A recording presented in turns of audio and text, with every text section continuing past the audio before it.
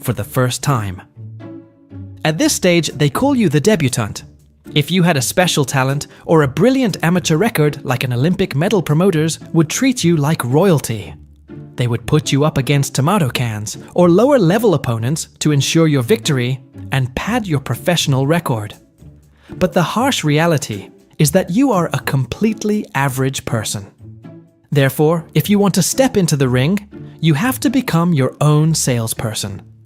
You must sell the tickets yourself to guarantee the event's revenue. If you fail to sell those tickets, there is simply no fight for you. Or worse yet, you step up to take punches and end up with peanuts in your pocket after covering the event's losses.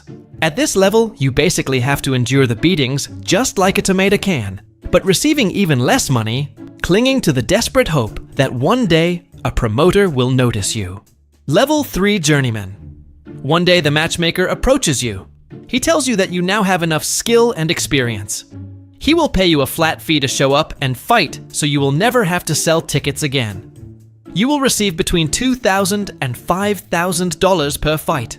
In exchange, you will become a tomato can who knows how to defend himself. Your main mission is to take the young boxers into the deep waters of the later rounds, forcing them to handle the pressure and overcome adversity. You accept the offer. So instead of trying to win, your goal is not to get knocked out. If you get knocked out, you will have a medical suspension of 28 days without being able to fight, which means you lose your income completely. However, getting knocked out is not the worst thing that can happen to you in your journeyman career. The worst thing is what just happened. You just beat a talented rookie of the promoter, someone you were supposed to lose against. He attacked you with such madness that to defend yourself, you broke his nose. You won the fight and the glory in the ring, but you just shot yourself in the foot. Level 4. Matchmaker.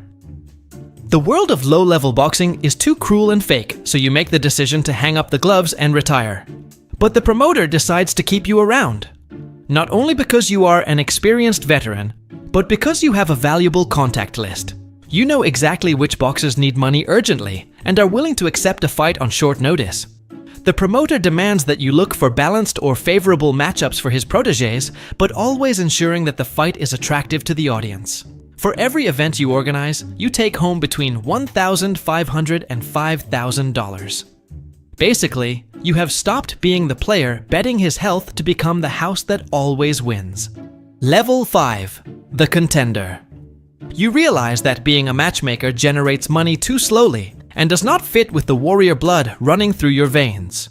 You decide to train and return to the ring. Now you are in your prime. You find yourself among the top 15 in the rankings of the major organizations like the WBA, the WBC, the IBF, and the WBO. You rack up consecutive victories in elimination bouts and become the mandatory challenger. However, no champion accepts your challenge. You waste your youth chasing a title shot, but they duck you or pay you step-aside money to postpone the fight. Since you signed an exclusive contract with a promoter, you are obligated to fight against other dangerous rivals to generate profits for them. You fight at maximum intensity against the hardest hitters in the world. This causes you to accumulate severe physical and brain damage. In fact, your injuries are worse than those of the tomato cans because they usually lose quickly to minimize damage. The result is that, when you are past your prime and full of injuries, the champions finally accept your challenge only to knock you out easily. You bitterly accept that you were just a tool to enrich the promoters and that you will never get to touch the championship belt. Level 6. The Gatekeeper. You are a former champion who, due to partying and a lack of discipline, has lost his physical condition. However, you remain a dangerous rival for any young boxer. Promoters use you as the final exam, so their new prospects can prove they are ready for the elite. That is what the contracts say, but the reality is that you must play the role of the B-side designed for the new star to shine at your expense. If you make the mistake of winning, you ruin the promoter's million-dollar plans, and your career could be frozen forever. You could say you are a tomato can, but for the aristocracy, since depending on the contract, you can take home hundreds of thousands of dollars. A quite reasonable figure for a washed-up has been like you. Level 7 World Champion. You have officially stepped onto the highest peak possible for a boxer. You are the owner of the belt from one of the 4 major sanctioning organizations: the WBA, the WBC, the IBF, and the WBO. Especially thanks to your perfect strength and skill, you possess the 4 major belts at the same time, becoming the undisputed champion. With this title, you take home tens of millions of dollars for every fight. However, that is the public figure.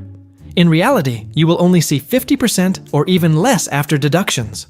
For every belt, you must pay between 3 and 5% of your purse in what they call sanctioning fees. Also, you have to pay your trainer and your manager, each taking 10%. And that is without counting the taxes you owe the government.